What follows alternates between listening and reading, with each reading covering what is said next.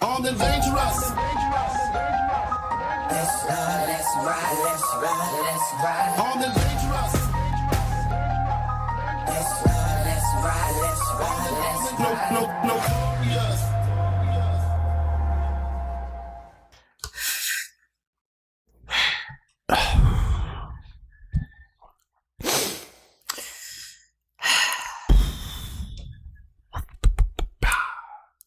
Yep. What the fuck was that? And this has been Marvelous Plank Until Failure Moan Audio ASMR for your enjoyment. If you'd like to tune into more, please sign up on the Patreon for unlimited ASMR content. And now, Fast X. Stu, I asked Cole this before you hopped on, but like, we have never had a situation quite like this in the history of this podcast where, I mean, granted, we had never really watched a franchise as big as this, never mind really liked it for the most part, and then just saw it before our eyes turn into Marvel slop. I mean, that's what F8 was too. This is worse. No, this You is think worse. this is worse? I think this is worse. I think I had a less bad time watching this than I did F8.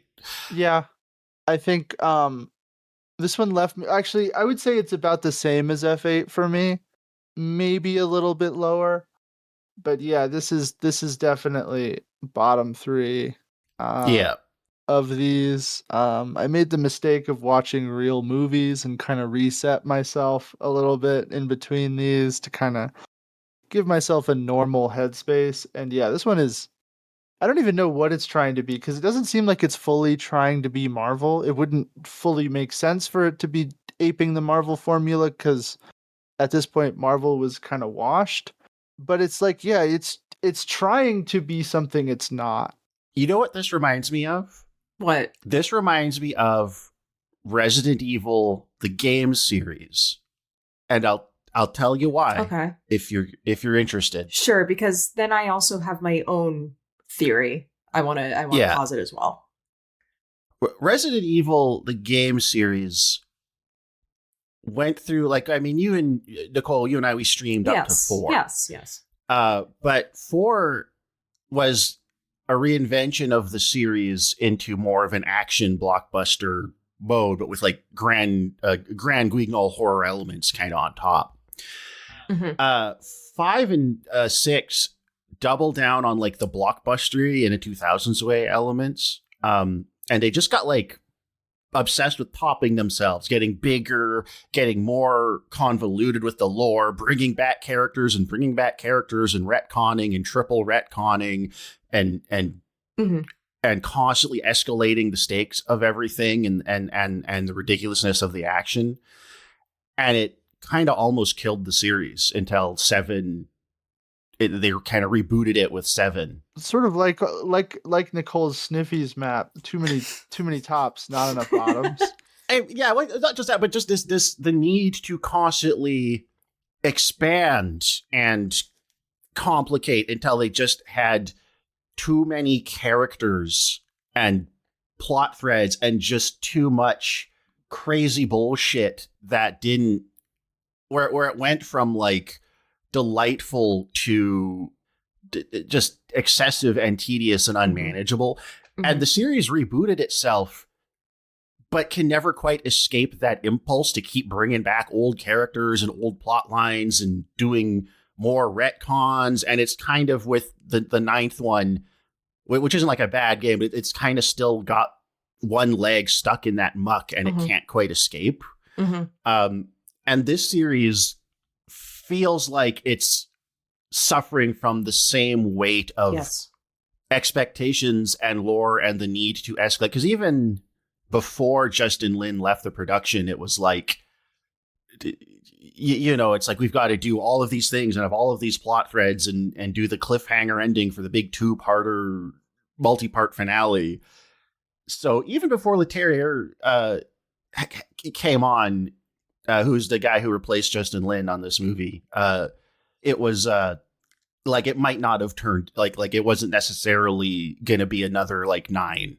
It was there was just too much shit they had to do, too many egos to please, too many expectations. I just think there's, short of someone having the wherewithal to say we need to take a step back and do something else other than escalate and expand. I think it might have always been kind of doomed to fail, although maybe probably not as badly. It's interesting that his name is Leterrier, given that this movie kind of feels like one of those dogs where it's like it should be euthanized. It's bloated and shrunken in places, and it's not able to breathe or kind of just exist properly. And it's just like, oh God, I hope someone does it and it's painless. Yeah.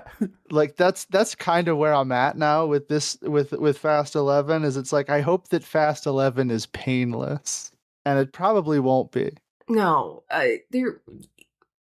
we're getting AI CGI digitally resurrected Paul Walker in the next one. I think they're inevitable. going to do it. They're going to. I'm okay with that. Not because I'm for these movies or any particular reason. I'm just like, just get it over with. Just rip the fucking Band-Aid off. Yeah. Just like, you guys have been teasing it for like 3 fucking movies now. Just do it. Come on. Do it. Kill me. I'm right exactly. here. Yeah. We, obviously we have in 8 the bit of them having the barbecue in the not Toretto, the Toretto apartment, rooftop apartment. In 9, and Brian doesn't show up in that, but they're like, we saved a place for Brian. And then in 9, it's like you see Brian's car pull up. And then in this one, not only are there several moments of like, okay, we checked with Brian, but also the opening of the film uses recut footage from 5 with new characters inserted in. And another, he was there the whole time, just off screen. Yeah. Yeah. Featuring, I think, one of the worst, actually 2 of the worst, because this is a double villain entry, and it like 5, or not 5 actually. What was the one with the twist where the 6, like 6? 4. No. 4 is the one where. Are you thinking of when the drug cartel boss we have been led to believe is the drug cartel boss is not actually the drug cartel boss? He was actually the second in command. No, I'm thinking of when Floyd turns evil in 6. Oh, Gina Carano? Right? Gina Carano is like, I was working with the bad guys the whole time. That's what the reveal of Jack Reacher being the other bad guy. Jack Reacher, who just looks like the Giga Chad. He does. I found that incredibly distracting. I've heard he's good in that show, Jack Reacher. He's good in Smallville, in the episodes of Smallville that he's on. When he was less giga huge, but he's a little out of place here because Stu, why don't you take us into our concise plot summary and tell us all the Jesus developments Christ. that have happened kind of off screen. I can do it. I can do it. You can do it. If there's anyone can do who it. can do it, it's you. I am sending you. I'm gonna give you an assist roll. I'm getting my T20 out. I'm gonna give you an assist roll. You got a 10. Yay! No, wait. Oh, well, I guess it depends on your on the difficulty class and your stats. I hope you're like level 12. Let's say I'm level 15. I've been playing for a while. That's pretty good. That's well on your way to divinity. Anywho, okay, so during the events of Fast and Furious 5, the bad guy Hernan Reyes had a son, Jason Momoa. How does that guy have Jason Momoa come out of his balls? I don't know, but he does. Weirder things have happened, and that in the big climactic scene on the causeway, where just a truck full of random bad guys gets knocked into the water by the safe. One of them was actually Jason Momoa, and he was dead for 2 minutes. And it made him Well, he was already a sociopath, but it made him a fruity sociopath. Yeah, it made him gay. It made him, It for made all him- intents and purposes, it made him It, gay. it turned him into Deadpool, is what happened. It turned him into the gay Joker. Is really what happened. I feel like Jason Momoa was like, I'm going to be like, he wanted to have a performance like that. We will discuss him and his performance because I think we will have a not quite a differing conversation, but we will have a discussion about this. Sure. But continue. Yeah. Okay. All right. Let me bang this out. So before his father died, he told him, "Why kill your enemy when you can make them suffer?"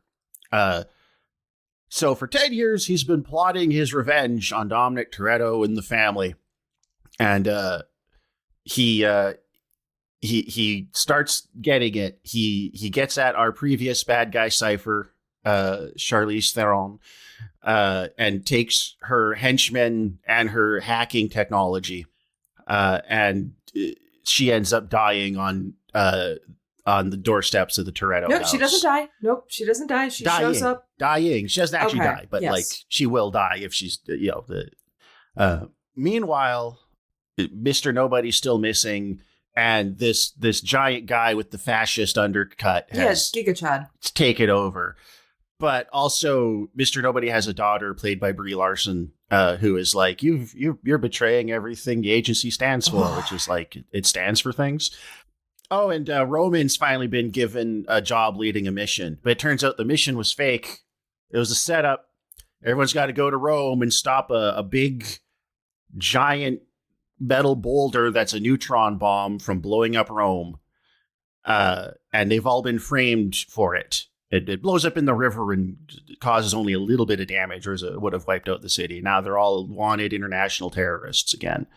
Also, sorry, just an aside, a neutron bomb is not like an atom bomb exactly. The point of a neutron bomb is that it's a small explosion that spreads radioactive material everywhere that kills the population but leaves the infrastructure intact. That's the premise of the Dead Kennedy song, Kill the Poor. Efficiency and progress is now's once more, now that we have the neutron bomb. Well, that's It's the quick thing and clean. It'll get things done. You forgot about how after the fact, obviously Pope Francis took ill and died shortly after this. So that was the radiation left over from Dom. That's how we got the American Pope. Dom killed the Pope. Dom kills the Pope in this one. It's funny that young Pope actually happened.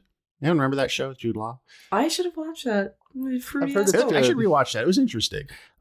Anyway, so this is where the movie kind of really starts to fall apart. This is where the movie starts to fall apart. Oh, baby, it was falling apart. Well, it goes from having cracks to having fissures. Yeah, to just going to pieces. You know what I mean? Yeah. Letty is sent to like fucking THX 1138,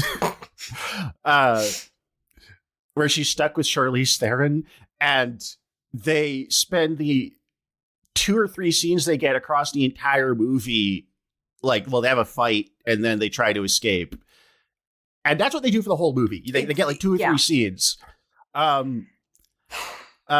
Roman, Ramsey, and Tej go to London and to have a really annoying conversation with Pete Davidson. I screamed.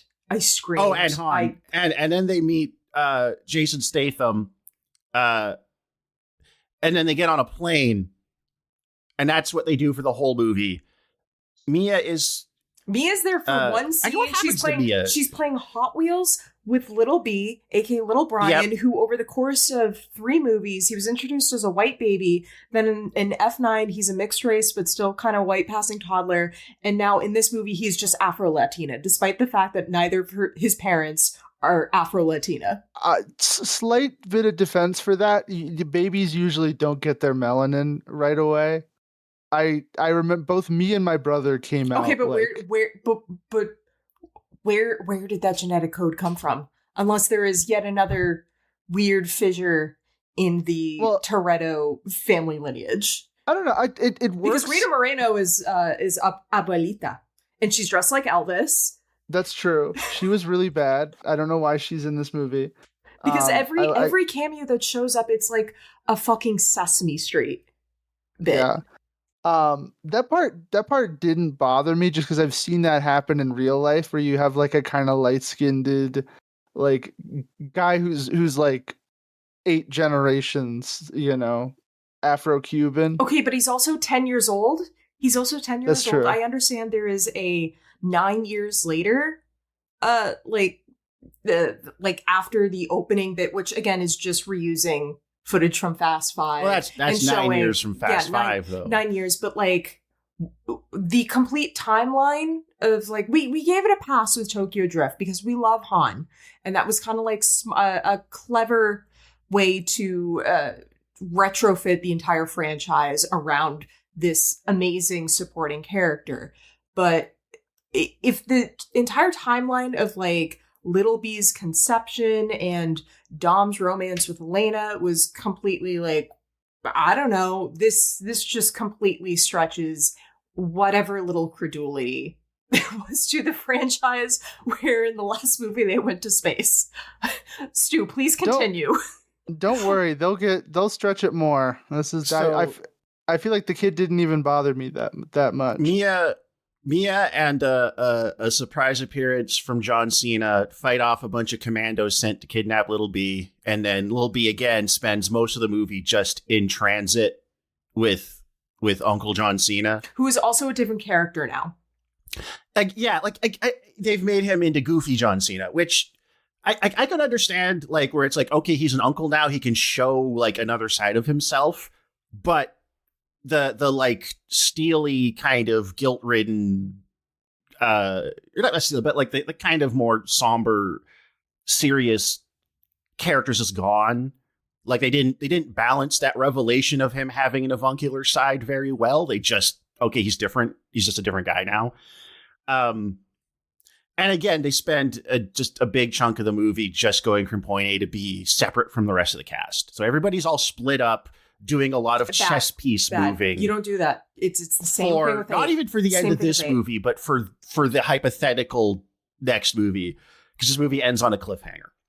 And again, like everybody's just moving around after Rome until Dom has encounters with Jason Momoa in Rio. They have a street race where he tries to make him do a moral dilemma where it's like, I've put bombs on 2 racers and I'm going to blow them both up. You can only save one. It's kind of like a nothing.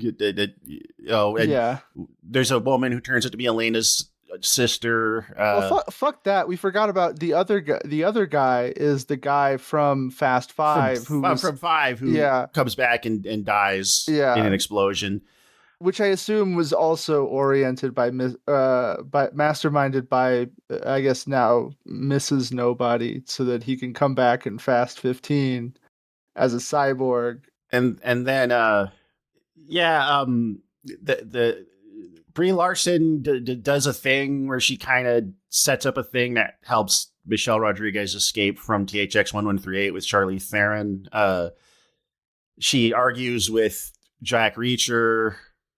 Then Jack Reacher's like, after an action scene back on that same causeway, like, oh, you know what? I'm on your side now. But then that's a psych out. He's actually been working with Jason Momoa the whole movie. We'll find out at the end. Then there's a big chase action sequence with Jason Momoa and a bunch of guys in Portugal and Lil B and John Cena. John Cena nobly sacrifices himself and dies. Car hijinks happen. Then they drive off, Vin Diesel and his son drive off a dam, and then the dam's gonna blow up and they're all gonna drown. And the plane that has the rest of the cast on it that they've been on for like half the movie apparently goes down in flames.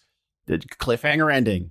I know I miss a lot of little bits and pieces, but none of them really matter. Hard cut, and we are following Cypher and Letty as they are traversing through Antarctica, and we get they finally get out of THX 1138, and we have the first of what will be 2 surprise appearances from actors who we thought have left this franchise, who have since returned because the DCEU did not work out for them.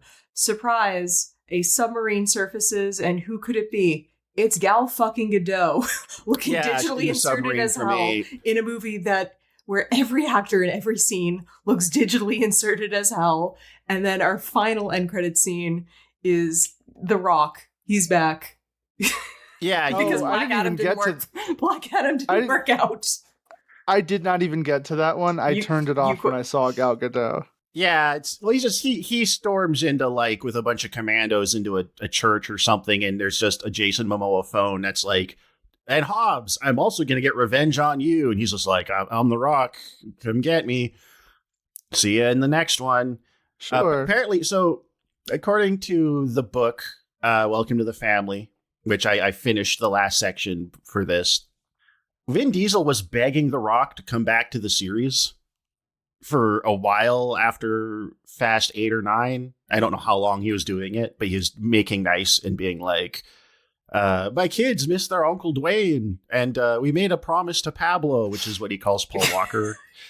Which I don't know if he's actually got any Hispanic family, or if just his thing, because there's other moments that are mentioned in the book of him just like randomly using a little bit of Spanish, and it feels like just another bullshit Vin Diesel affectation. It's like if I don't know, like if you were in like Spanish class and you had to choose a Spanish name to go by. Oh, I did that for German. Yeah. Well, that's why Producer Miguel is Producer Miguel. Spoiler: he is not actually Latino. His name is not actually Miguel. No, we're not going to tell you what his real name is, but it's Obama.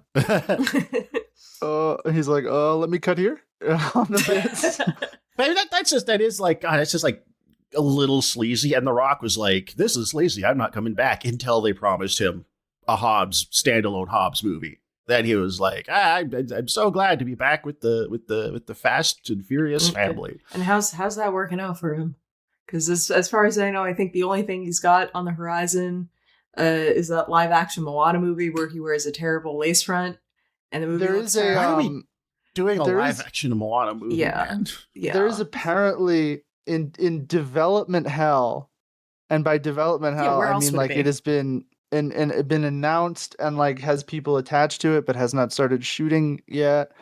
There's a Hobbs and Reyes film, which seems to me like they're going to handle the Jason Momoa plot in the spinoff, because frankly he sucks. He's bad in this movie. He is I know some of you guys liked the like funny riffing that he was doing, but his like him as the big bad of the franchise feels like a disservice. It would be like if we'll have Thanos, this conversation now. Yes. It would be like if Thanos was like, I'm Jeff Bridges also from Iron Man 1. That's fair. Yeah. Like as a final bad guy is underwhelming. Yeah. I kind of enjoyed him. The bad guy needs to be Paul Walker. I kind of enjoyed him. Like it was too much. Like there's too much improvising. The character and the approach needed to be refined and focused. It's uneven. Yeah. He's definitely like swinging for the fences, but it did seem like he was having so much fun, and some of the stuff worked and some of it was funny to me. Yes, because at 10:19 p.m. last night, I did not see this text until I woke up this morning because I went to bed early. Stu texted me, "How do you feel about fruity Jason Momoa?" And unfortunately, I think this movie is only remotely acceptable as a Dante Reyes scene pack. Is Dante Reyes an offensive queer-coded villain? Objectively speaking, I don't think so. Objectively speaking, yeah. He's queer baiting in that we never actually see Dante engaged in or really desiring men outside of just subtextual or suggestive performance and costuming. Anything that's marking him as queer is deliberately used to make him seem deviant and villainous, in contrast, especially to a franchise where purportedly heterosexual masculinity is depicted as very heroic. He really only uses his queerness as a threat. Like there's that moment where he licks the knife, his intense fixation on Dom. He's very much just the evil gay foil to Dom Toretto. Got no fam, use car for evil. He's flamboyant and excessive where Dom is cool and reserved. Louis Leterrier described Dante as being this beautiful peacock. This is his words. He's a beautiful peacock who just fucked and he's deeply in love with his enemy. So you can read completely his fixation on Dom, if not as like miscalculated revenge, because Dom did steal his money, but he did not actually kill his father. That was Hobbs. But possibly sublimated homosexual desire.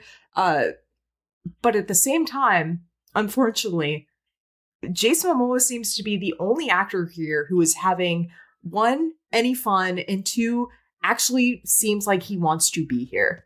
I almost have to wonder how much of that is in the script and how much of that is just Jason Momoa being like, I need to do, like they told Jason Momoa, I don't know, do some weird shit. And he was like, well, I've been getting really into painting my nails this week and like wearing my hair like a girl. So it's like, I wonder how much of that is like the script. I mean, this is how many people wrote this movie? Because good question. It wasn't Chris Morgan. Good question. No Chris Morgan. Justin Lin. He is only credited, as far as I know, because that was a contractual obligation as part of him leaving this film 1 week into like production.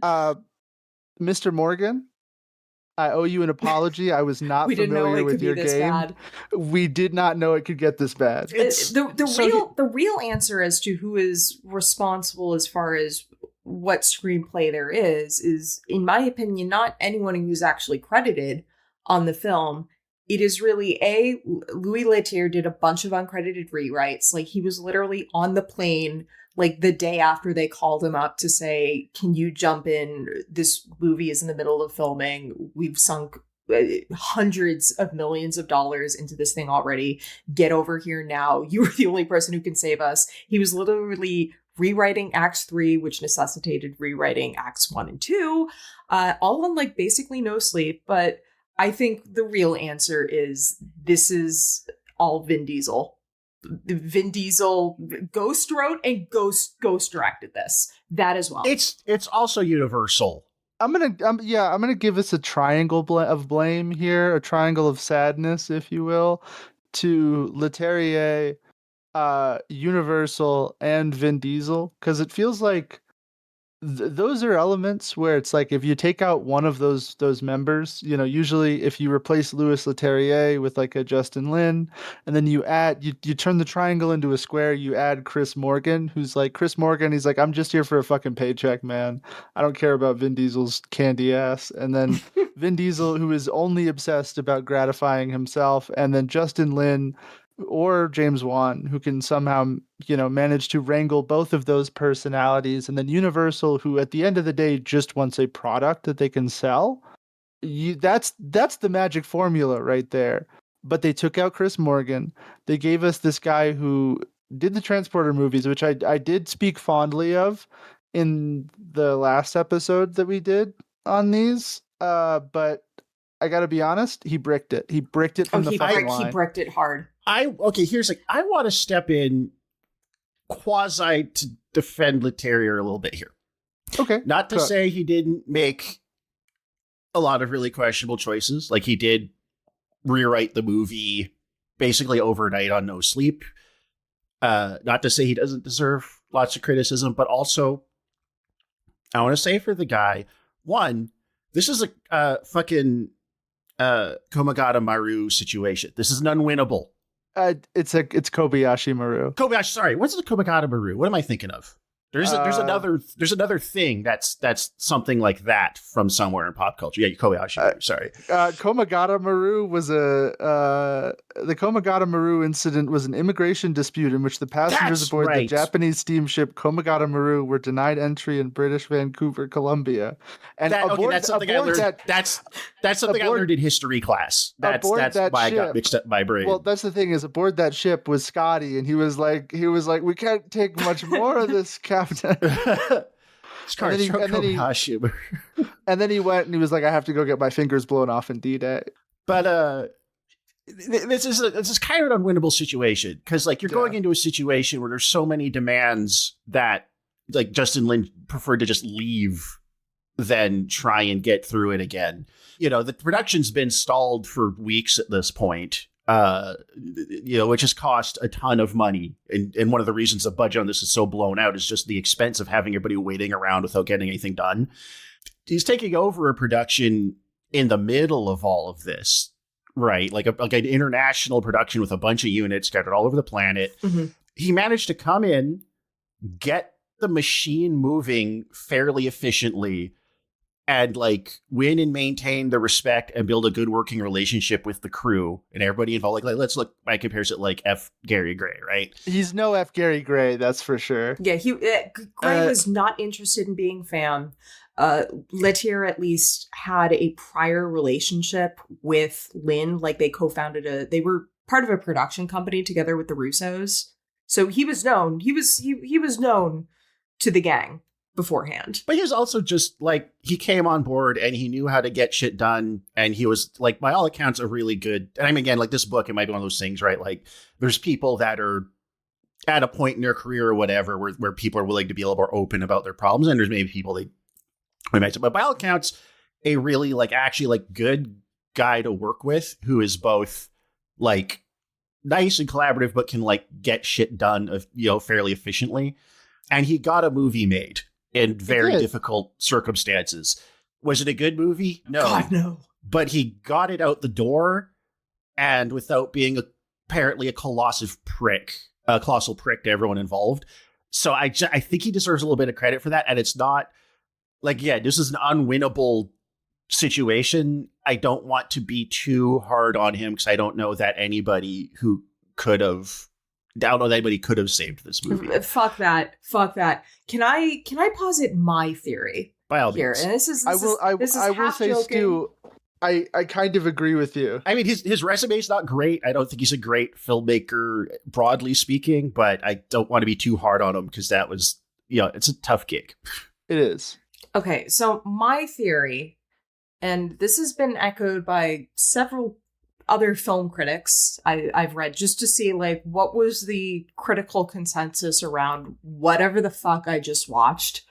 And I'm saying this half jokingly, but it's also kind of the only way my mind can make sense of this. Again, an unprecedented situation where, guys, subscribe to the Patreon. We're still in the process of releasing the next 2 episodes as of right now of recording. We watched all of these movies and for the most part liked, if not loved, a bunch of them. So I think this is Hollywood's first secret attempt to make a totally AI generated movie. And I say this because from the outset, everything about this is off. The structure of this movie is completely like upside down. First, where's the family dinner usually in a Fast and Furious movie? It's typically towards the end. We begin with fam dinner here. That's weird. Again, and we've determined like maybe the worst story making decision this movie makes is like Fate of the Furious separating Dom from fam. That doesn't work whatsoever. How this movie looks, atrocious. This is like COVID blue screens galore.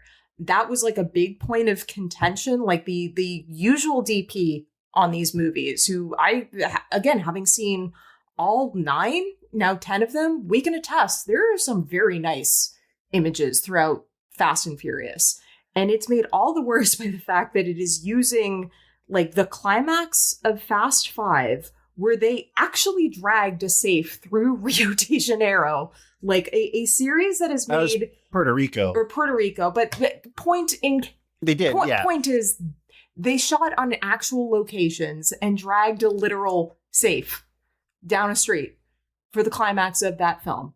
Yeah, because COVID protocols, whatever, just the amount of money that was already being spent on this film before it was even fucking shot, like over $100 million on casting alone.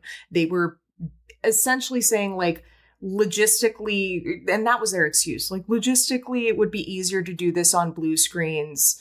Cinematographer was like, you guys are still not giving me a good answer there. I think Letier's style is admittedly hyper stylized, but I found it completely passive and impactless filmmaking. How the characters act. Again, why is Jake a completely different character now? Dante, I think because people they like John Cena being funny. Found a niche being wacky guy, he's the funny and so guy now now. he's got to be that guy. Dante, of course, just however you feel about his performance, if it's offensive, if it's kind of campy and enjoyable, his motivations, and especially his position as the ultimate big bad, according to well-known rules of power scaling here, does not make sense.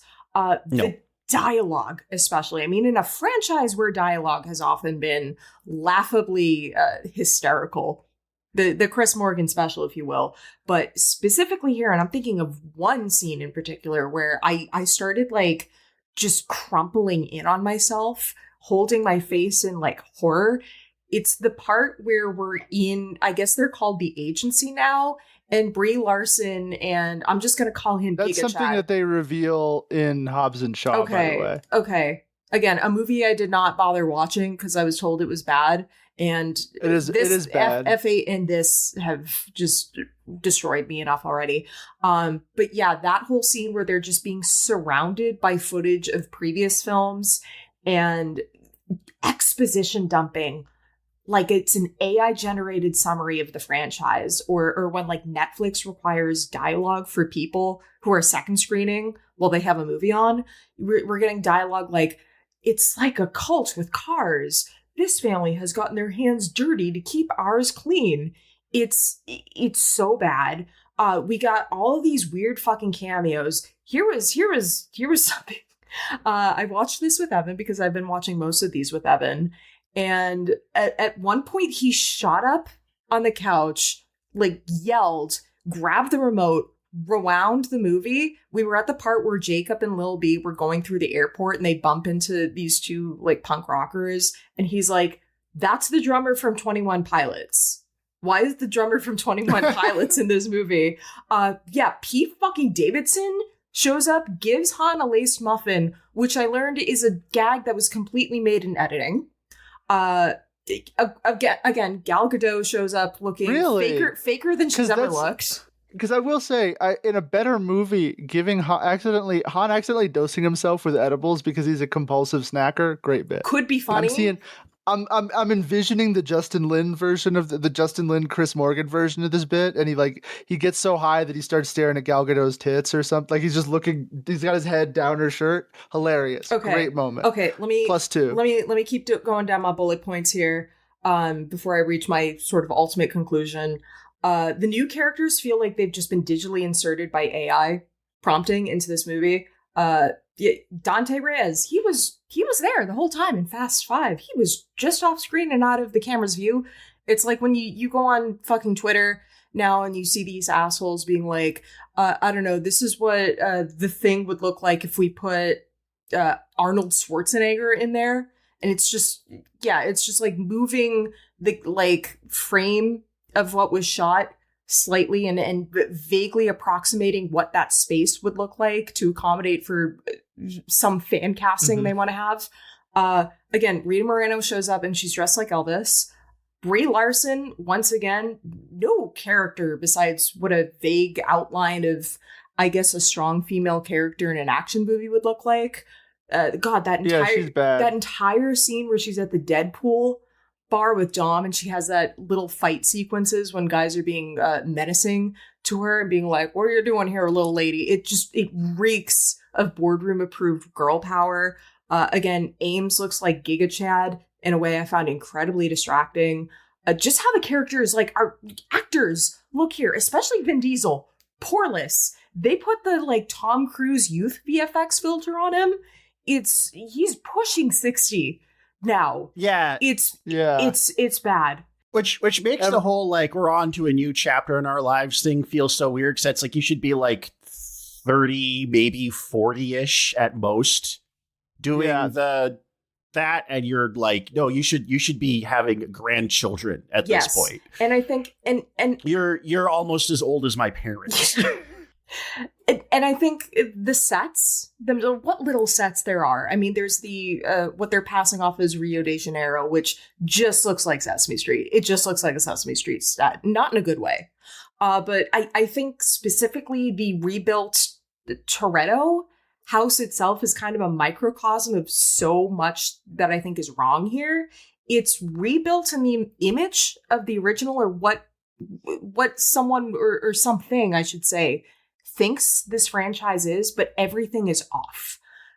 And so what is AI but something you pour, quite like this film, or like a lot of Hollywood blockbusters now, a shit ton of money and resources into, only to get something that looks shitty and feels completely devoid of humanity. Again, I say this half jokingly because I know this isn't actually an AI generated film, but it feels like that to me. This to kind of push back just a little on your AI thing, this feels bad in the way that movies haven't been bad in a very long time. The oh, he was here the whole time trope is something that I remember seeing in like blockbusters, like franchises or TV shows from like the late 2000s, early 2010. It feels like this movie should have happened between like Fast 4 and Fast 5, like it. Yeah. Even though it takes place after, it's just like, it's bad in the way that those are, where it's like, it's not even trying to have fun or do something interesting with inserting the character. It's just like, well, we gotta have the new guy needs a personal connection, and we are so scared of developing the characters past what we've seen them, and also we're just flat out of new ideas. So it's like, here's a guy who was in the background. Like it feels like something that would happen in like and this is maybe a little bit later than the time window that I'm hyper fixating on here, but it feels like it's bad in the way that like Star Wars stuff is bad.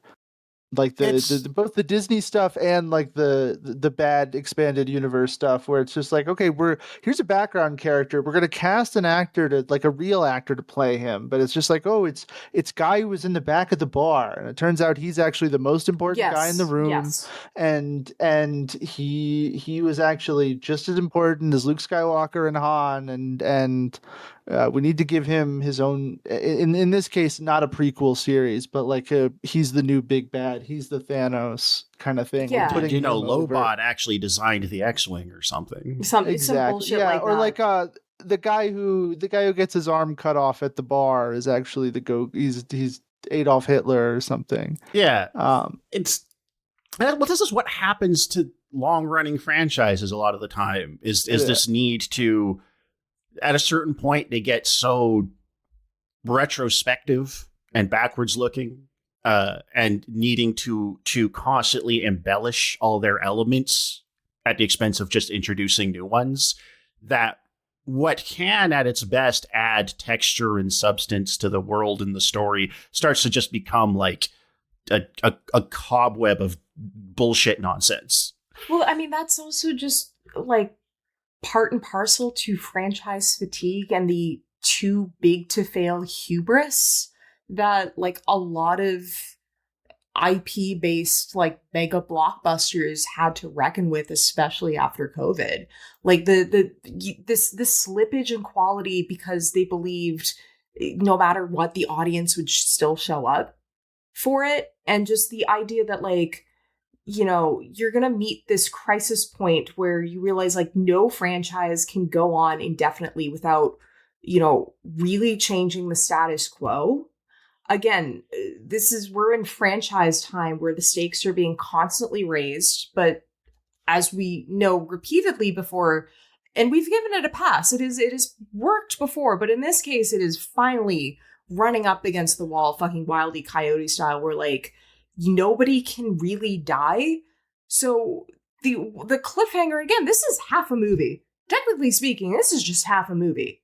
They're doing the Infinity War thing where, again, I can't believe people fell for that they thought they were actually going to kill half of the MCU roster for good and they weren't going to come back, that was like, that actually worked as a cliffhanger for people. Like, we know they somehow escaped that fucking plane.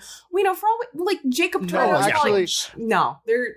I think they're gonna kill. I think they're gonna have they're gonna to set the tone. They're gonna have like Ludacris or Tyrese be like one of them dies in the plane, and then it makes the rest of them. I think it's gonna be Ludacris, and then Tyrese has to lock in. It's gonna be Han because Sung Kang doesn't want to come back for one that doesn't have Justin Lin involved. But just knowing that precedent is there, I don't buy it. I don't feel any kind of emotion or stakes or like whatever gut punch you're supposed to feel from a cliffhanger like this is completely hollowed out.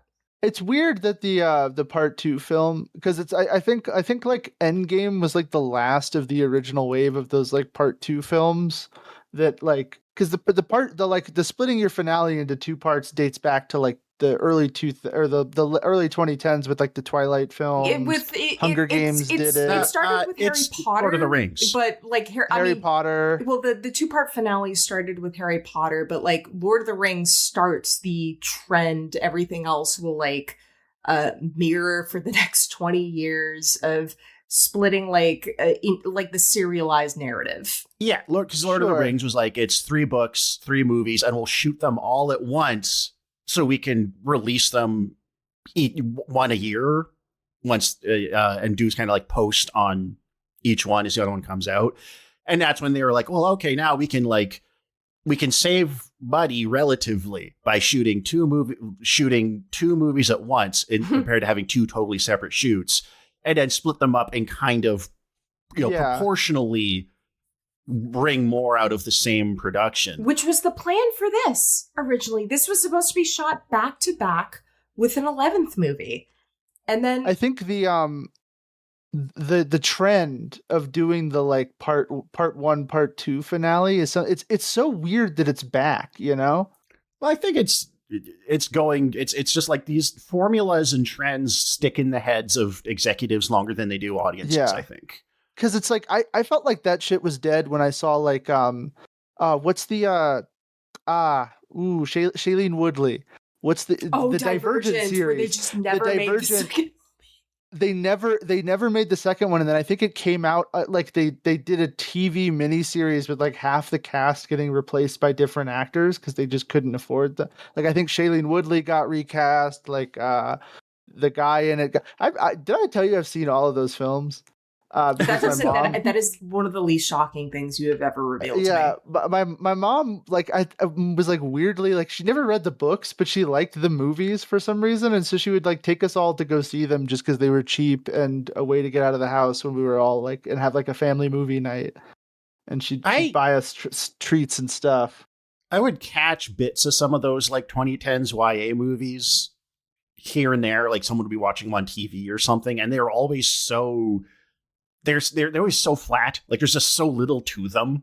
I was just like, how is anyone watching these? I'd love to like, I'd love to like go through the list of, and not at this point, but like just go through the list of these like, you know, Breaking Dawn Part 2 ass films and just kind of track where that shit started happening, because it feels like Endgame was the last one, and then everyone was like, no, we got it, the trilogy is the new hotness, you know, after like the Spider-Man trilogy did a bunch of money, and then they're like, we're gonna relaunch Spider-Man as a new trilogy. It felt like the trilogy kind of took over for a minute, and obviously there's trilogies before that. There was the Nolan Batman trilogy, there was you know, the 3 Snyder films that he did for DC as like a sort of pseudo trilogy. But then like we're getting like revenge of the part 2 of the 2-part finales now. Is anyone else doing them? I mean, this one, there has to have been. I think Mission Impossible did it as well. Oh, Mission Impossible did it, yeah. Zack Snyder did it with Rebel Moon. That's that movie that Kevin Costner did that was supposed to be the rape movie he loves sitting in the West or whatever it is. The rape movie, yeah, was supposed to have a 2-part finale. I mean, even fucking the Spider-Verse films. Yeah, well, that's originally were going to be two-parters, a two-part finale, Across the Spider-Verse Part 1 and Part 2, and then they dropped it from like this movie. They renamed it to just be a standalone by the end of the marketing of the first half. And I mean, that's also why I think this is, to me, way more than Fate. Like, Fate has, for lack of a better word, Marvelisms or things that feel, in a way, the rest of this franchise, especially once it entered the mega blockbuster era with 5, felt, apart from like this so much. Like, this is the people's franchise. This has felt like a much needed antidote to a lot of what Marvel had on offer, which again, these films embraced just the inherent silliness of the premise in a way Marvel was constantly retreating from in order to be seen as higher brow and as if embarrassed of its own source material. But for me, it is that, like, this is so clearly supposed to be an Infinity style, like, cliffhanger with major character deaths, which, again, like, 5 minutes later, Giselle, who we thought died pretty definitively on that 30-mile fucking runway in 6, but again, we did not actually see a body. We did not see the life leave her fucking eyes. And this is a franchise where several characters we thought died have come back to life. Han among them. In Fate, we thought we saw Jason Statham die, only for him to be revealed to be part of like the big plan Dom had all along to rescue his I guess Afro-Latina son. But it's also Latina? Like he's trans. But also it's like I think I live my life one injection at a time. But also, like, one of the primary problems with this movie, there are too many fucking goddamn characters, and we need to accommodate at X amount of screen time that is contractually obligated to each actor.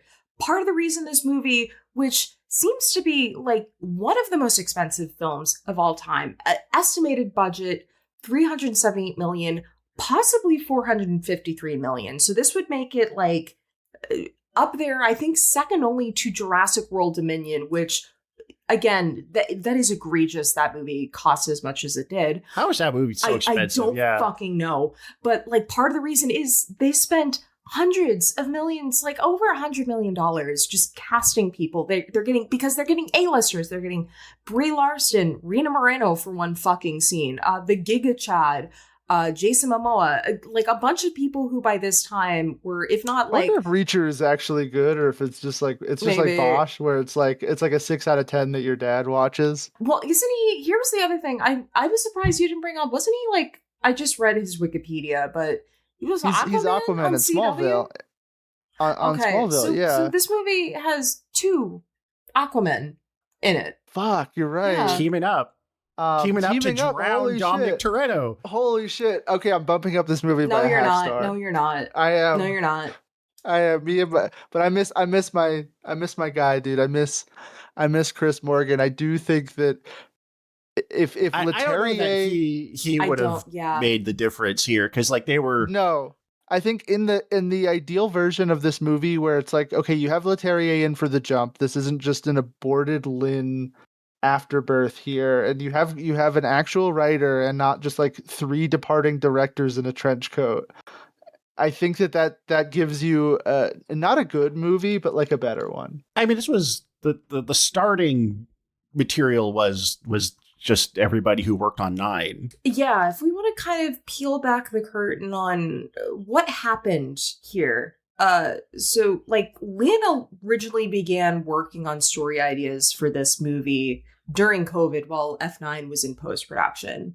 And he had the backbone of what this movie is. And part of the reason I'm assuming he retains the story credit, if not through like a contractual obligation through stepping away from this franchise as part of like a divorce deal, if you will, is the idea of Dom and the Toretto gang having the past catch back up with them, specifically from the vault heist in Fast Five. Like, that was kind of the starting idea here. That's such a dumb starting idea. And another, Well, I think the idea was just, what if all of the like blowing stuff up they've done around the world came back to haunt them somehow? Sure, but I feel like 5 is not the one to do that for. No, I mean, I guess you can't really do that for 6 and 7 because you've explored the Shaws completely. But it's like, it makes sense when they did 5, because 5 is largely considered the best film in the franchise. That is the one that is like highlighted as the peak film. I mean, obviously, I think 7 is the best, but 7 made the most money. 7 made the most money, but I mean, 5 is the one where critics finally started, to a certain extent, coming around. People started paying attention, thinking, oh, these maybe aren't just stupid, lowbrow, dumb movies for idiots. There's something here. There's something on offer that I can't get from anything else amidst the superheroes, be it as it will. But another idea that I think would have worked a lot better. Cole, I don't know if you might disagree. okay. Dante would have assembled a Legion of Doom type group of previous villains from other movies seeking revenge on fam. Yes. That's what should have happened here. That's what should have happened. That is the only way you could have topped F9. Like the Legion of Doom, they should have had a headquarters that looks like Darth Vader's helmet, but maybe it looks like they have a headquarters in a giant evil car. Giant evil car that looks like Darth Vader's helmet. It's also in a swamp for some reason. And yeah, they have a table, like just a round table that they all sit at that has their names on like little nameplates. And then you get Braga. Mm-hmm. I'm thinking that they use like one of the AI bullshit weapons to make an evil robot version of Luke Evans, and then one of the arcs is that Jason Statham has to convince the robot version of his brother that actually Dom's a good guy, and he's the heel turn. You get Jack Reacher, whatever, fine, that's whatever. You get the Asian guy from the first movie, okay. Yes. You get Hector, and he's like a worm tongue kind of guy. He's like holding Jason Momoa's leg and being like, my master. You get TK from Tokyo Drift. You get DK from Tokyo. Yeah. Bring him back. Where's he been? I mean, but the Yakuza has been in these movies. Fuck, bring back is Sonny Chiba still alive? I don't think so. That's a good question. I mean, if they're gonna digitally resurrect Paul Walker, inevitably, fuck it, why not just bring back Sonny Chiba why not? Is been dead for 5 years, unfortunately. Damn. Okay. He would have been alive while this movie was... They could have gotten him. Old as he may have been. No, you get the guy from Shogun, the main Japanese guy from Shogun, to play his evil brother, his evil younger brother, and then you have two exactly identical evil, like I was family the whole time off screen type characters. And I mean, I think this movie could handle it, but no, I do think doing a Legion of Doom, because that's the thing, is they keep trying to have different ways to negate the family. And granted, we have done anti-family before, but I think we need to apply the Hegelian dialectic to this film and introduce like just the absence of family. Yeah, no fam. Yeah, no fam. And it's so we've had anti-fam, but we need like no fam. Well, here also, no fam November. That another thing that became a point of contention specifically with Vin Diesel. Lynn initially wanted Dante to be revealed as Lil B's true father. So Brian or Dom would have Brian wouldn't have actually been Dom's kid with Elena. Somehow Dante got up in Elena before Dom did and impregnated her. I was going to go a different direction. I think Elena needs to become like the none of you guys are going to get this reference, but the Lady Deathstrike. Yeah, of the of the thing where she is resurrected as a cyborg, and you know what? Fuck it, Dom. Sure, yeah, no, why not? Bring back Elena, and she's part cyborg. They did RoboCop to her. They did RoboCop to her. They did RoboCop to her, but they also turned her into a car. So she could. They should actually fuck this. Scrap the whole movie. Fast and Furious X Michael Bay's Transformers. Send it. Tyrese has a cousin, also played by Tyrese.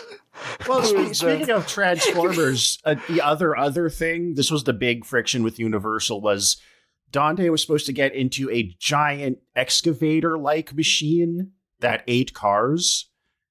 And it was so expensive that Universal didn't want to do it.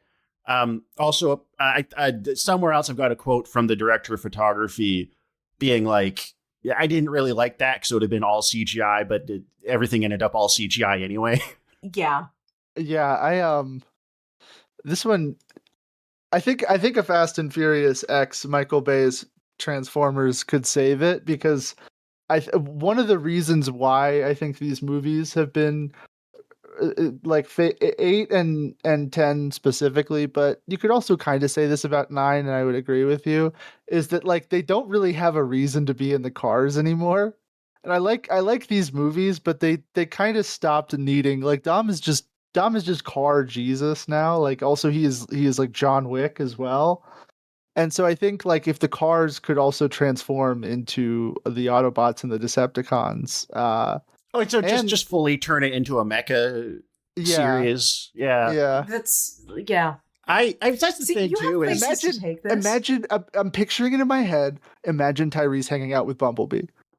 Yeah. I would like to see Tyrese he's kind of doing the Shia LaBeouf thing. He's in the third one of those, I think, as like just generic operator guy. This is kind of before he had the persona, and he's one of the better parts of that film. But I think it would be funny if he's like, my cousin told me about these crazy cars that are also aliens. They got some weird ass names though. I think that's part of the problem, just making everybody a really competent action hero all the time.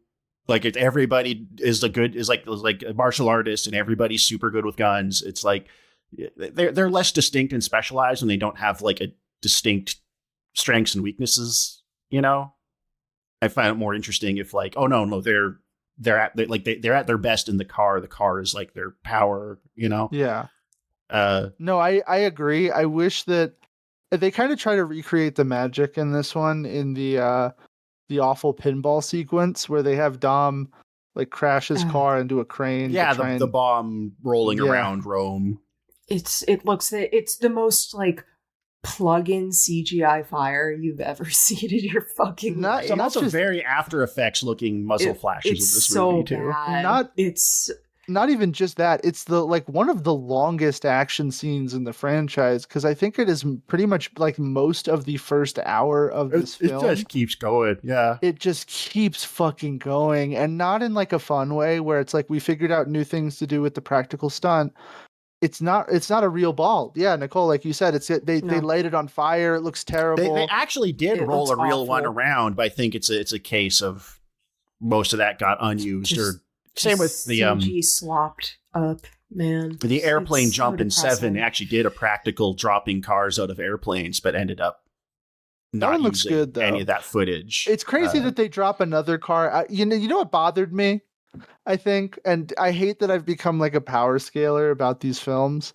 As much as I do think that Dom has improved in power from Fast 7 from Furious 7 to this one, he doesn't. He just jumps out of the car, out of the plane in a regular Charger, and it's like, motherfucker, you had to spend the whole, like, and granted it's higher up, there's different set of circumstances, but like he had to prepare the Charger to go out of plane. You know, they had to get a special plane Charger. And in this, he just jumps out of the car in the regular Charger, and I'm like, nah, man. Well, that's the thing. That's where being a little pedantic with the specifics can serve a story, is establishing a set of stakes and consequences where it's like, oh, okay, if we're going to drop our car out of a plane, we need to like reinforce it or something. It just makes the world and the story a little more interesting when it's like, okay, we do have to at least kind of address these things on some level, and force the characters to like plan and think and react to their situation, and they can't just do things when they need to, because that's how you start to lose stakes. Like, Yeah, like Star Trek. It's like, oh, we can run out of fuel. The ship starts to get rattly and fall apart if it goes like warp 9 or 10. And that creates a stakes. So when Kirk Picard's like, oh, we got to go warp 10 to escape this black hole or whatever. Then it's like, oh shit, that's dangerous. So it does. You don't have to be realistic per se, but you need to establish Exactly. certain somewhat consistent criteria for what can go wrong and what can and can't be done, at least casually, to build tension. Also, John Cena's suicide looked terrible. Yeah. Yeah. Well, this looks, it all looks bad. this was a case where they approached the visual effects like a Marvel film. They had 1,000 more VFX shots in this than they did for 9.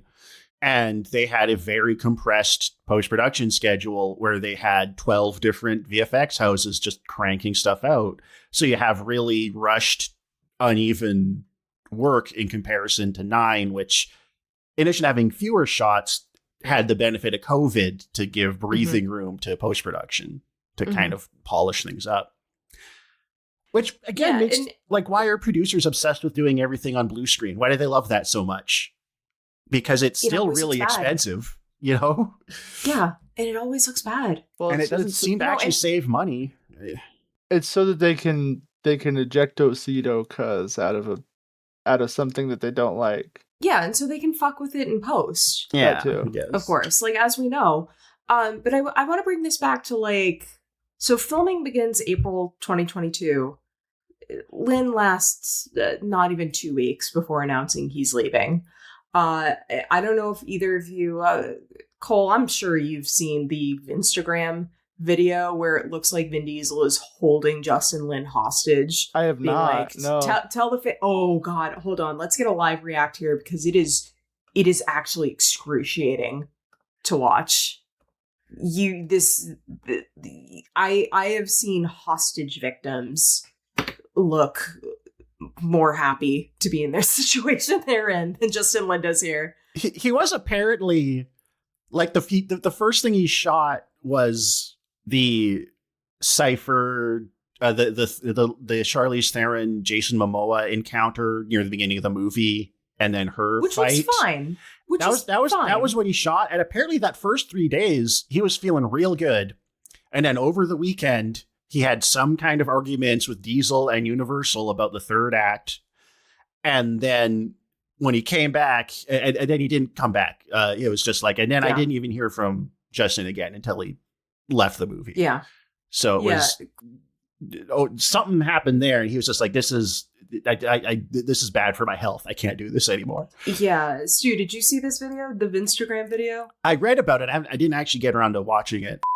What do you think, Justin? Week 1. Just finished week 1. How does it feel? Feels like the beginning of an epic ending. Is it fair to say that this will be the best one? In my heart, yes. He looks like he has food poisoning. Oh my God. Yeah, it's Jesus fucking Christ. I don't know if we wanted to talk about this. We got a new Instagram video, I think. We did. Apparently, Fast Forever has started shooting, despite the fact that no other cast members have been announced. It was supposed to come out over a year ago. Yeah. No real crew. No crew has been announced. I mean, the variety in everybody. Here's the thing: Vin Diesel is a liar. He will just stage shit that makes it look like a movie's being made. So he'll try and just that's obviously will things. I mean, he's not the only guy that does this, but he was an early one to just hype up fans and try and will things into existence via social media hype, and trying to pressure the studio by just saying things are happening and being like, look how excited people are for this thing I told them's happening. But I don't know, with Variety and everybody picking it up, it made me think, well, they must actually be shooting it at this point, or they... I don't know. I feel like the trades themselves, they've been doing a lot of... I mean, you see this all the time where they're just doing what's clearly paid promotional work. I don't really trust, the official trades Universal as much. Universal's website says it's coming out March 17th, 2028. I think it is actually filming this time. We will stay tuned. I wouldn't put it about Vin Diesel to stage a behind-the-scenes for a movie that's not Yeah, actually that's in the production. thing. Like, there was one thing I have learned over the course of researching not just Vin Diesel and the Fast and Furious franchise that Stu, you put it completely accurately. Vin Diesel is a carnival barker. I mean, apart from the praise I heaped on him for Los Bandoleros, which again I think is one of the best things to come out of this franchise that he himself directed, but his ego is massive, and it hasn't been like a bigger problem for this franchise than it is in this movie, because this is like basically the result of that. Yeah. Yeah. And it just strikes me as like, very narcissistic in general. Yeah. Also, allegedly a rapist. Yeah.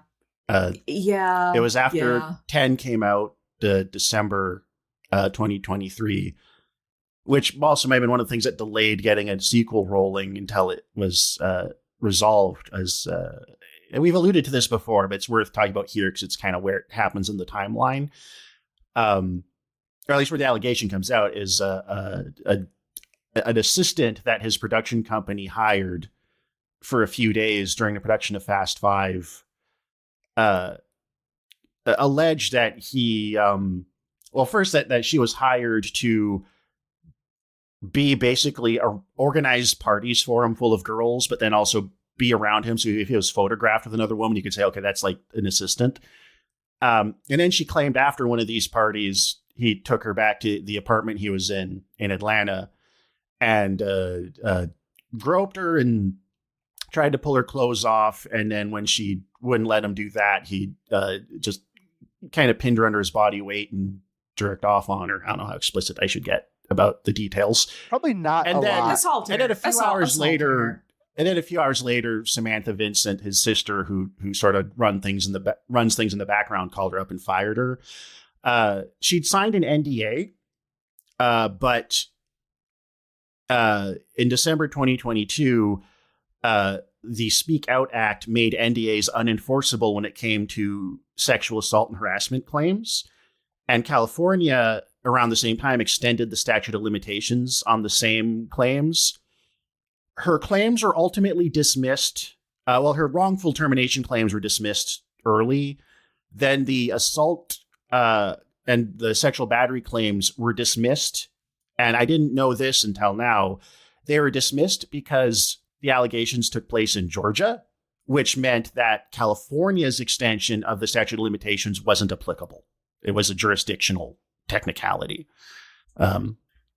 Which doesn't These really fucking tell us anything about the technicalities. legitimacy of Yeah. the claims. Yeah. But I mean, Watch something I else. just no. I think we should talk a little bit more about sort of what this means. Not obviously the assault, which, considering what I've learned about Vin Diesel and how he conducts himself, and the way especially he has used Paul Walker's death and this as just shameless self-promotion and making his relationship with Paul Walker seem much stronger in death than it was in reality when he was alive. What's weird Yeah, is I believe her. the I believe her.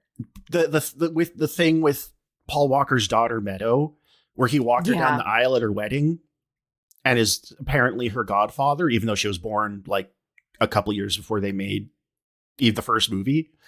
Mhm. She's in this movie, actually. She's the flight attendant on the plane. Oh, the one who gives Jacob the nips. Yeah. Okay. What is that relationship? If they weren't actually that close, why is he walking her down the aisle at her wedding? Like, did he insinuate There's himself something into her weird. life when Paul Walker died? Or is it a mutually cynical thing where she participates in this PR stunt at her own wedding because now she gets like roles in movies? I Or don't it know. could- I it's don't want to hard to accuse say. anyone of There's- anything without Yeah. evidence, but it's like a hard, Yeah. like what's like that's a weird It's I don't funky. know, situation. it could It's just be like funky. it's like a trauma response. You have fond memories of working on these Mhm. movies with this guy, and you're like, I'm just gonna, I don't know, keep him in my life because it's a Yeah. weird potential. I don't know. Yeah. Maybe, maybe when he said I was your dad's best friend, she believed him. But it's weird. Whatever which way you cut it, it's weird. I don't know, but it's like I want to like Vin Diesel. But he seems just like such an asshole. Yeah, and then like not that this because this underperformed. I mean, if I can throw out some numbers Sure. here, and of course we are in the post-COVID era, which we still really haven't fully recovered from. Worldwide box office, I'm going to round up and say $705 million. Remember, Fast Five, Furious 7, sorry, well over $1 billion. Well, like 1.5. Yeah, huge. $1.5 billion. These movies used to make $1 billion plus. But more specifically, like this international box office. Again, these movies, like starting with Fast Five, start to make a lot more money overseas than they do domestically. Almost $559 million. Of that, nearly $140 million in China, which compared to how much they were making in China previously, not good. Well, not good. I was actually the Welcome to the Family book by Barry Hertz. I don't know if we name dropped the author properly, which we should. Does touch on that a bit. And one of the more convincing arguments I saw for why this series and Hollywood movies in general haven't had the staying power in the Chinese market that they did like 10 years ago is that the Chinese just started making equivalent blockbusters. Like we watched Battle of Lake Changjin. I was not that impressed by it, but in terms of like the scale and kineticism of the action, the special effects, it was pretty comparable. The Chinese aren't getting anything from Hollywood that they can't get domestically now. So there's probably less enthusiasm than there would have been 10 years ago when it was like, we can only get movies like this from America. Mm-hmm. Yeah, that is also the other book I read for the course of these episodes we've done on the Furious saga, or Fast and Furious saga. Fast and Furious franchising by Dan Hassler Forrest. He also talks a lot about the relationship these films have with China, because 7 becomes actually a Chinese co-production. And I think we talked about it on, if not the episode we recorded for movies 7 through 9. At some point, we just brought out like part of the reason why these movies had done so well in China is just like car culture was huge over there. Oh yeah, nobody owned cars there 20 years ago, hardly. By the mid 2010s, they're becoming the biggest market for cars on the planet because they've developed a middle and working class that can afford an automobile in that time. Yeah, but in general, like China itself has become, especially within the last like 15 years, a like kind of indispensable part of the film economy. Like they are the second largest film going market in the world. I think at this point they're the largest. If not the largest by this point. And obviously like competition for Chinese screens is like increased now that like the Chinese film industry has now gotten to the point where they can make and produce their own mega blockbusters that can go toe to toe with the shit we have. Like one of my biggest criticisms when we did Battle of Lake Changjin is like, this looks exactly like the kind of shit I have to watch for this podcast. And in reality, that means they've just gotten as good as we are at making these incredibly generic, but prohibitively fucking expensive mega blockbusters. That's the thing. I feel like, again, I haven't seen a ton, and like any, 1.5 billion people, I'm sure they're making lots of real art over there. But in terms of their big mass market cultural products, the games, the movies, the TV shows, a lot of it seems like they're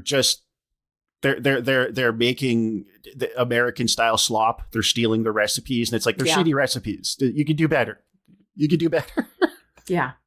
Yeah, sorry. Again, we did not like the CCP approved film, but What the fuck is we? yeah, okay, I forget. You defended a bit. I want affordable Chinese RAM. I'm getting my bag. No, by all means, give me the affordable RAM. I'm just saying, like, if you're going to produce, if you're going to have your giant own domestic popular media, aim higher than the slop America's shitting out. Yeah. Sure. Yeah. But I think it's all very just, they're, I'm sure, just as commercially minded as anybody else for the most part over there. Yeah, and they also... The CCP is probably just mostly interested in soft power and the economics of it more so than anything else, at least at a high level. Yeah, it's also like there's probably a million real ass movies over there. Oh, yeah. I'm sure they have their own. I'm sure they have their own Fast Five that we've never seen because how many of us are regularly watching Chinese movies? I'd like to watch more and find out what else is out there. I don't know what like more independent or mid-budget Chinese cinema looks like. What your opportunities or options are for that. Like I'd like to. I'm just saying in terms of the really really big stuff. It's Nicole, you be watching Chinese movies? I watch a lot of Hong Kong stuff. A lot of like Cat 3. Chinese. That's obviously like end of the 20th century, not so much 21st. I have a thought here.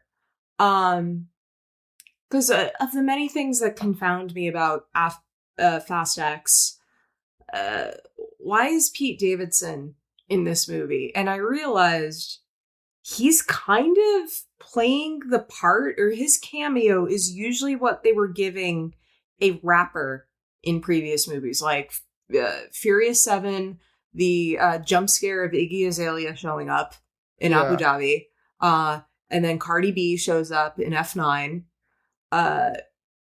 So did Pete Davidson just take a job away from a rapper in this movie? Yeah, and it was going to be Kanye West. It was. But no, I do think that Pete Davidson, this is right at the height of the Pete Davidson kind of moment, collective cultural moment, where he was fucking on Kim Kardashian and all that stuff. And everybody was talking about that guy. Now I finally see him in something and I don't get it. He's very annoying. He's very annoying. Well, his whole thing is that he's just like, he's like I don't want to mention another podcast, but he's like the small weak one that all the other people kind of bully and make fun of, except he like kind of pivoted to being a sex symbol once the whole like, I want a guy with a shitty body and shitty tattoos and butthole eyes became like a big thing in a squirrely guy, which I mean, there's a place for a squirrely guy. But I was just like, this is this great font of charisma everybody was so into a couple of years ago. He's also playing a character named Bowie. Because Ramsey's like internet handle was like Freddie Mercury or something. I don't know. Freddie Merc. Whatever. Yeah, that's a throwaway line. Yeah. I did not catch. That must have been some ADR dialogue I completely blocked out because I was sick of hearing it. Easy to miss. Yeah, I did not fucking catch that. But then again, I started to just like physically shrivel the longer this movie went on. It's one of the fundamental flaws of the movie is they do it is like so many movies and shows do this all the time, even ones I like, where it's like we've got all these characters that you want to see interact with each other. We're going to split them all up all the time, so they're never actually interacting with each other. Like fucking why? Achilles heel of this movie. Please because just we've distracted. You got to keep characters them hang out together with each other. These are like part of the reason these movies became as like beloved as they were is because they also function as great hangout films. Yeah. You want to see these characters hang out together. They are fam. They're family.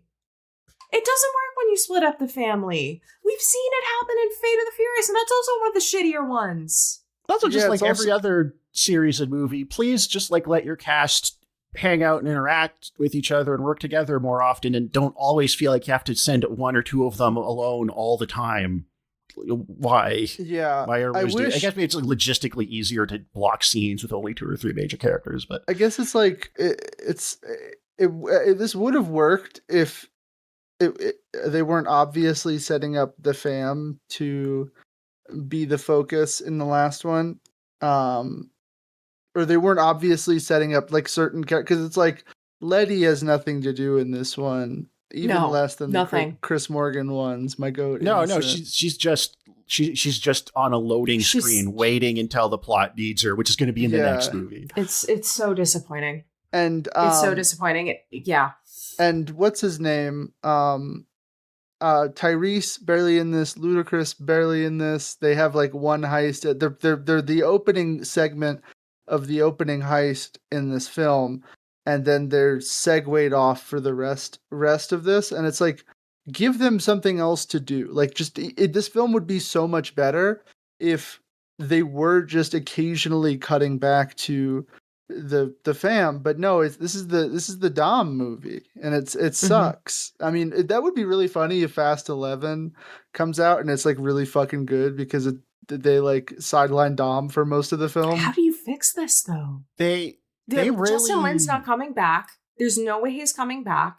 So we can't see a situation where like we get a F9 again. Yeah. Like, how do you fix this? After this movie came out, the head of Universal was like, we need to take it back to the series roots, get back to the street level. And then Vin Diesel started saying the same thing on social media. And that means is we need to spend a lot less money on this to make sure we make money on it. I also think that they're going to find some contrived way to make it mostly a film about street racing in LA streets, like the first one, to do a kind of they're going to just like hand wave everybody back to Los Angeles instantly. It's like, we set up that we have a submarine now. We're just going to use it, go to Los Angeles and never see it again.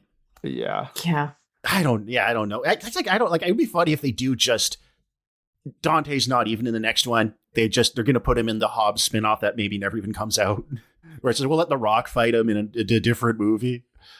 I don't know. I think that's what they're going to do. I'm almost sort of curious, morbidly curious to see how they try and course correct, but what if it was Morbiusly curious and you were again, because Tyrese Gibson was in Morbius. Oh yeah, he was in Morbius. Something we've completely forgot about. But I want to give a shout out specifically to someone who warned me about this. Shout out Kyle Amato, a friend of mine, guest on our Super Mario Brothers movie. He was like, prepare yourself. Fast 10 is the Rise of Skywalker of this franchise. And I was like, oh no. And he was right. He was right. Okay, Morbiously Curious. Morbiously Curious. Yeah, what's your Morbiously Curious bit? You have to be funny now. I don't know. I'm just picturing like Tyrese Gibson making out with like another bald black guy, like that GIF, like that one GIF of the two black guys making out. I have no idea what you're talking famous about. GIF. That famous GIF. You use it all the time. I feel like you've sent me that GIF a lot. I've seen you deploy that. I don't remember a specific GIF. I remember like the image of like the two black guys kissing, but it's not a GIF. I mean, or, I don't know. Maybe we send Roman goes to like the fully nude barber in Atlanta. I don't know. What does that have to do with Morbius though? I don't know because Morbiously I barely remember bi-curious. Morbius. Yeah, it's hard to do a joke about Morbius because I tried to think of like, what's a Morbius thing, and there's nothing there. I don't know. Yeah.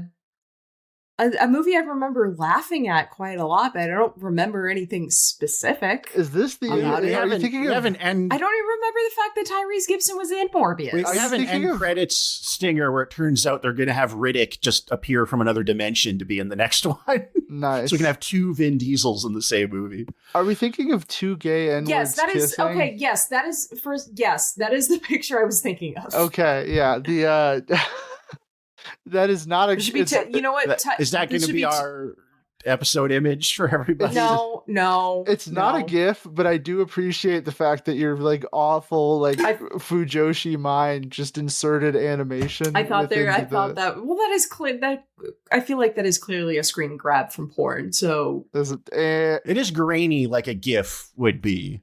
This is Cope. This is Cope. This is okay. As if you haven't been looking at Dom and Brian like That's Yowie that's for on the past brand. like 2 weeks. That's on brand for the episode, you know? You gotta have, Yeah. Nicole just thinks all images of black men are gifts. Yeah, they're funny. That's because they be moving so fast, you know?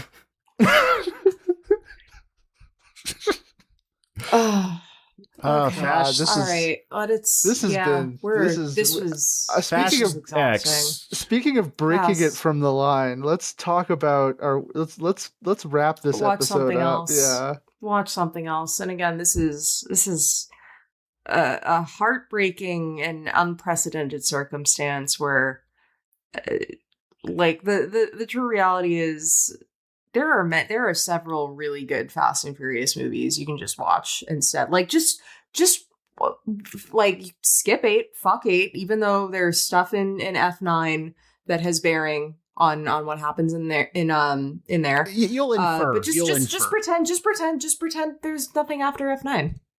There's nothing there. That should have just been the last one. F9 was the end. That's the end. Okay, my watch something else. I am not going to choose a movie, or dare I say a franchise, that has anything to do with cars.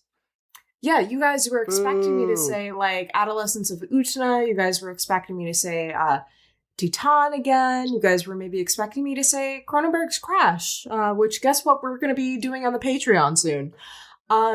No, I've just been thinking, what is another franchise that also has a lot to maybe offer about American masculinity and features insane, very stupid, like, stunts that nonetheless make you, like, sit up in your seat and cheer, although they are a lot more disgusting.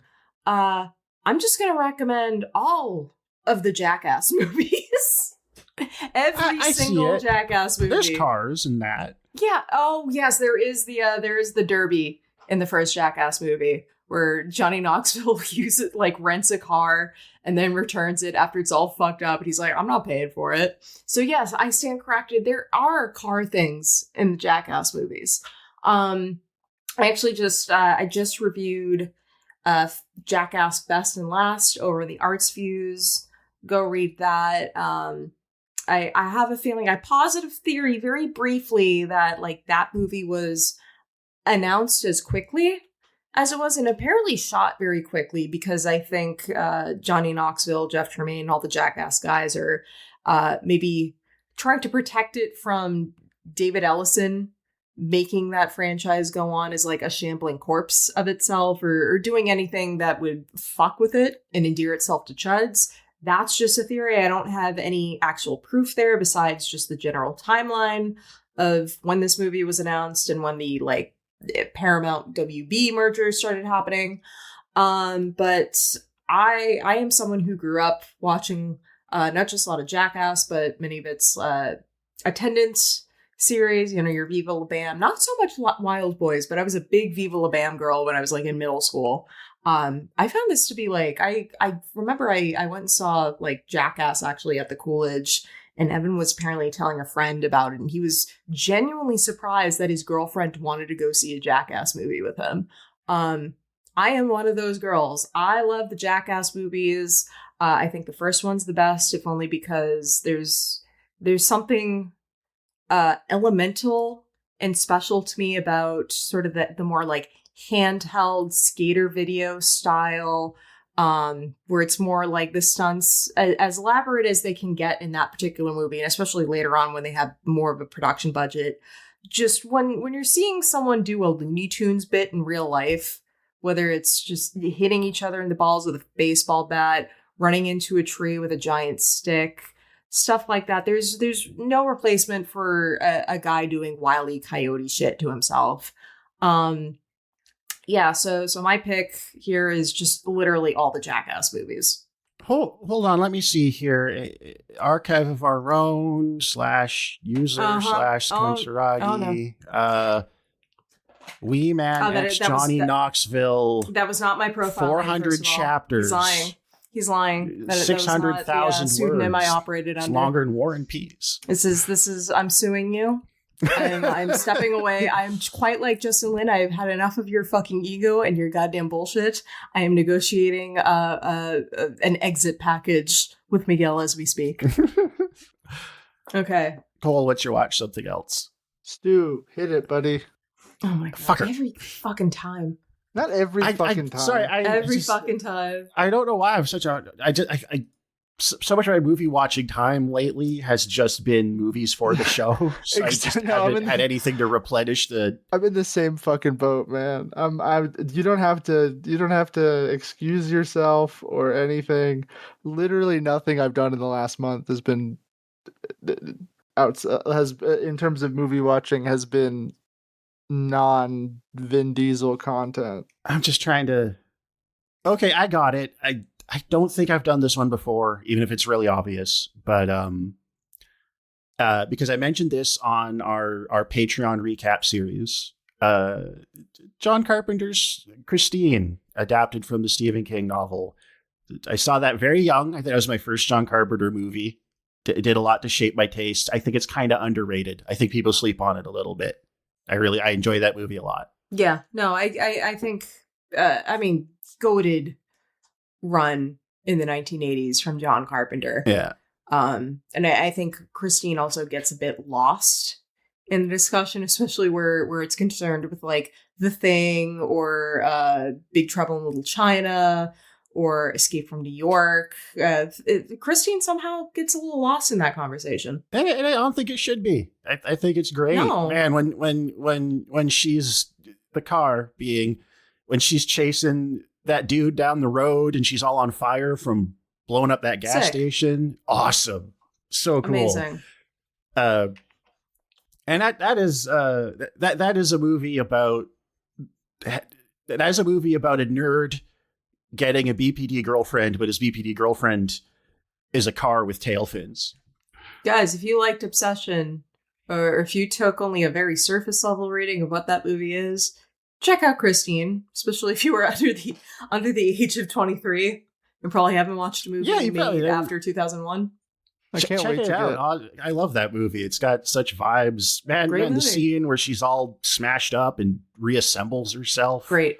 Oh, it's so cool. Awesome. I'm looking I saw that on TV when I was little and I was just like transfixed. And ever since then, it's like that Dean Cundy sheen and synth music, all that stuff has just always hit a nerve in my brain. I think because I saw Christine at a really formative age. Because like when you're like 4 and you have like no concept of subtext, what's more awesome than like a Hot Wheels, a life-size Hot Wheels just killing high school bullies? It's sick as hell. That's what they need. That's what they should do for Fast Forever. Just have a living car. Make car like actual. That's what I said. They should just a car like, oh dude, they put like Elena's brain in a car. Yeah. Or something. There we go. That's the shit. All right, Cole, did I buy you enough time? Time's up, Cole. I can't wait to give Obsession 2 stars, and then there's a 2-hour podcast episode about me just getting cooked on just getting screamed at by a bunch of like 18-year-olds who, and again, I liked Obsession quite a bit, but y'all gotta calm down. Everyone needs to fucking calm down. But anyways, you are out of time. I'm out of time. Watch something else pick? My watch something else pick. I could not. I don't watch a lot of other movies about car or family, but I like Train, and so I'm gonna. I think I'm gonna set the record for the shortest pick on one of these. Are you fucking serious? Hold on. You don't know what I'm gonna pick. Taking a Pelham 123. The shortest, and it's about a train. What else could it be? I'm actually like I want to know. Okay, now you go. You go before I go. It's taking a Pelham 123, isn't it? The 70s one. Okay, now Nicole, you go. What do you think it is? It's the train leaving the station. No, actually, no. Close. Is it the Tony Scott Runaway Train one? No, it's this is a sincere pick. This is a real ass short film that I saw that I really liked. It is the Daybreak Express by D.A. Panabaker, the guy who did the Don't Look Back Bob Dylan documentary, and it's just him taking a little handheld camera onto a train station, onto a train on its like the day before the train is supposed to be knocked down. He's taking like the like sunrise train, and it's set to a Duke Ellington suite, and it's fantastic. It's 5 minutes long, and it's here it is on YouTube. We can link it in the description. Yeah, it's also, I think it's also on Criterion. I saw it on Criterion, It is. but It's on Criterion Channel. but you guys thought I was gonna do like fucking Thomas the Tank Engine or some bullshit. No, I thought you were gonna do when you said the shortest, train I think you leaving the meant station. the least amount of time spent explaining the recommendation, not shortest thing Well, recommended. I misunderstood. That's every episode that Yeah, I'm on. I thought you meant runtime.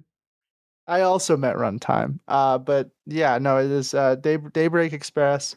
I don't want to spend more time talking about it than you can spend watching it. Go check it out. It's 5 minutes long. What about Gay Break Express? Nice. That movie exists. It's called Stop That Train, starring RuPaul. and me and Evan saw it in a theater at 10 p.m. full of gay guys, and we had a blast. There's a shit ton of AI in that shit. Adam Shankman, you are not fooling anyone, but dare I say, a much funnier parody movie than the likes of Scary Movie. I want to watch that.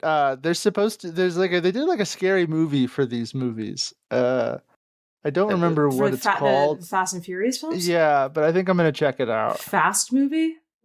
I don't Car know. movie? Speed movie? The Automobile. It's called Super Fast 2015. Oh, That is that's lazy. probably bad. I never even heard of that one. Yeah. Undercover police officer Lucas White. Okay, I chuckled. They got me already.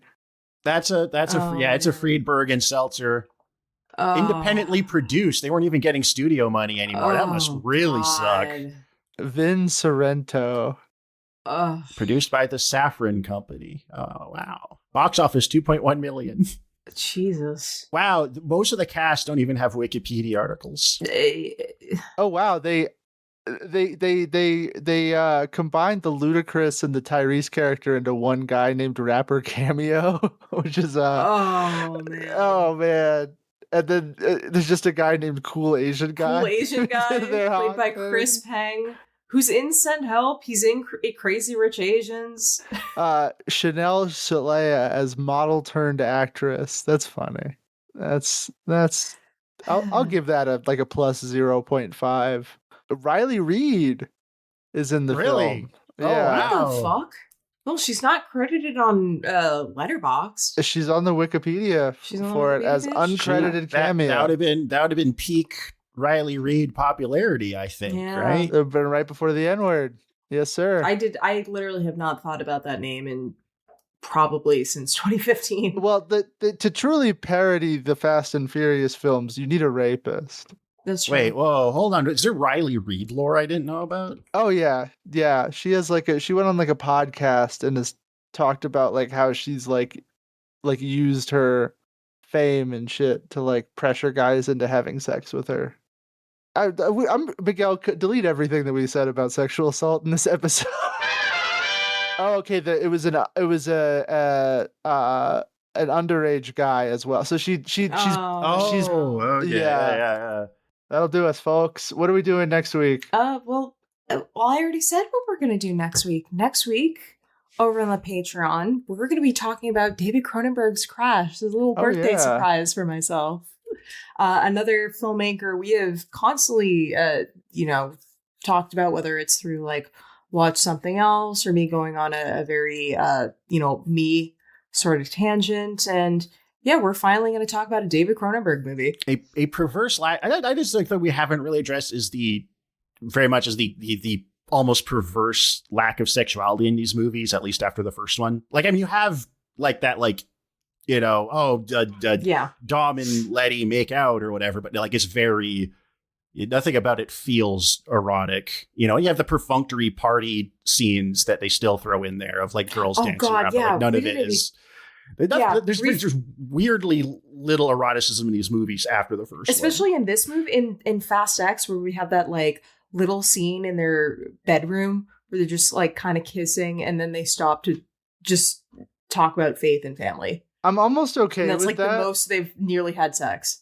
because I'm almost I don't Dom is a Ken doll down there now that Yeah, I don't Brian's know if here. I want to see Vin I Diesel don't. fuck. It's not that I want. It's not that I necessarily want to see Vin Diesel specifically. You want to see Tyrese. But it is, again, like, it's one of those things, right? Where it's like, especially when you have it like on the surface, but not under the surface. So Crash will be a nice antidote where it's like, oh yeah, like sex and car, you know? Yes. And again, same with Christine, yeah. somewhat more subtextually than Yes. Crash, but and yes, again, subscribe to our Patreon because we have done episodes on all of the preceding Fast and Furious films.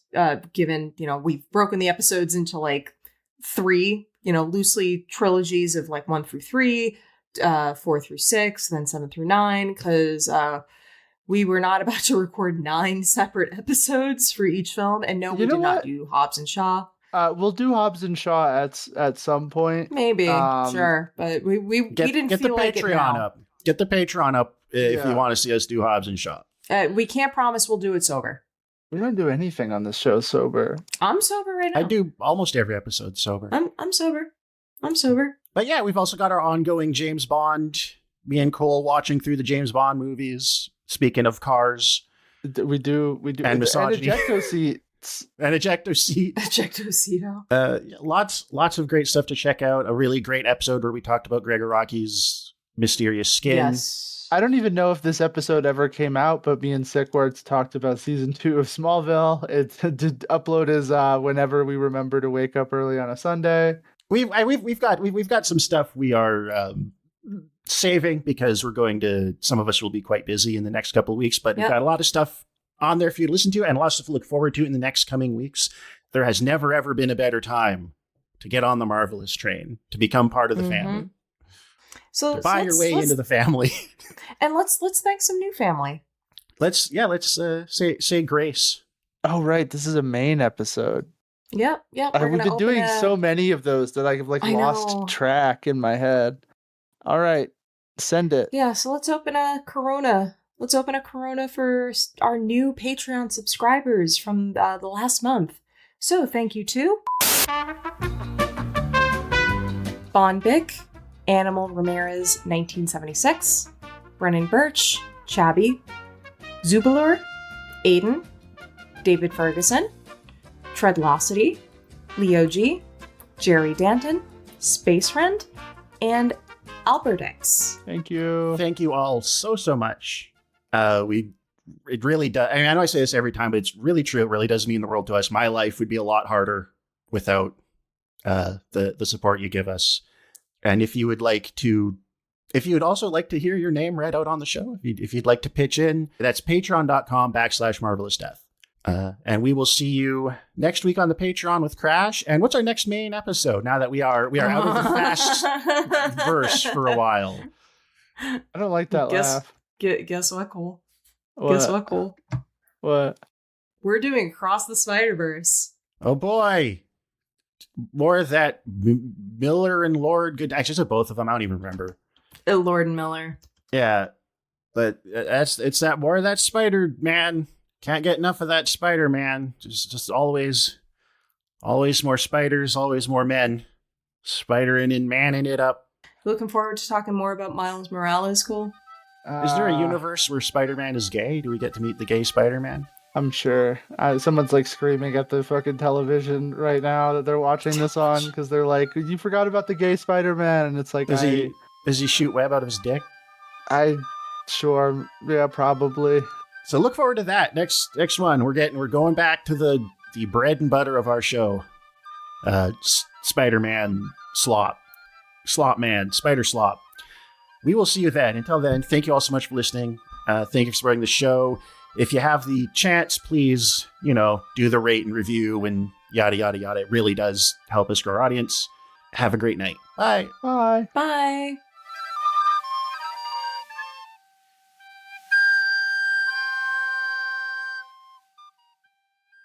But I won't back down.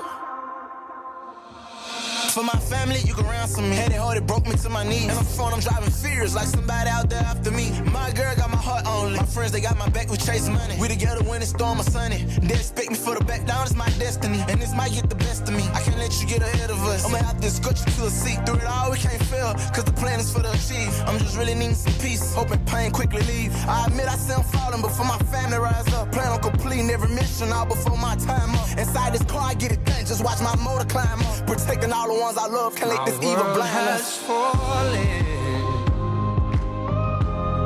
I'm falling to my knees. Whoa, yeah. And I feel my hands trembling. Oh Lord, ain't no promise I'll breathe again. But I won't back down. Hi, I'm Kevin. Shout out to Jim. Hi, Jim. Shout out to Jim. Hi, Jim.